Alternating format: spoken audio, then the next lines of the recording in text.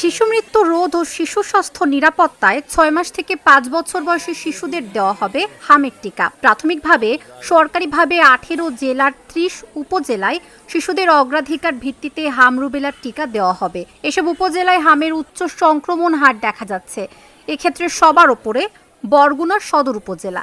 রোববারে জরুরি টিকাদান কর্মসূচি শুরু হওয়ার কথা রয়েছে।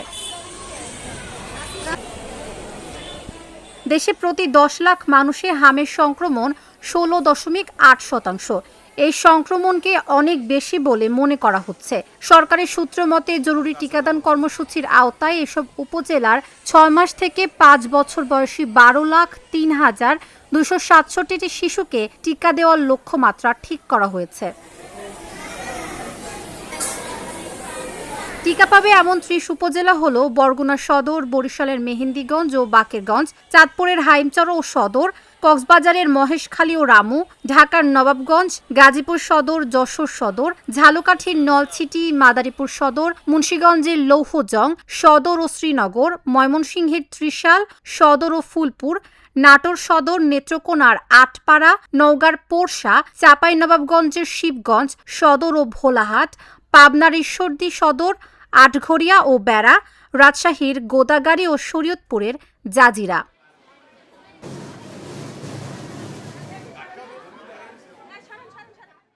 সংক্রমণ হার সবচেয়ে বেশি দেখা যাচ্ছে দক্ষিণের জেলা বরগুনায়। এখানে এবছর ২৬ শিশু হামে আক্রান্ত হয়েছে। সংক্রমণের হার ২৯৫। এ জেলায় ৬ মাস বয়স থেকে ৫ বছর বয়সী শিশু আছে ৩৬,০৮৮টি। উচ্চ সংক্রমণ হারের দিক থেকে দ্বিতীয় স্থানে পাবনা সদর উপজেলা। এখানে ৩২ শিশু হামে আক্রান্ত হয়েছে। সংক্রমণ হার ১৮০।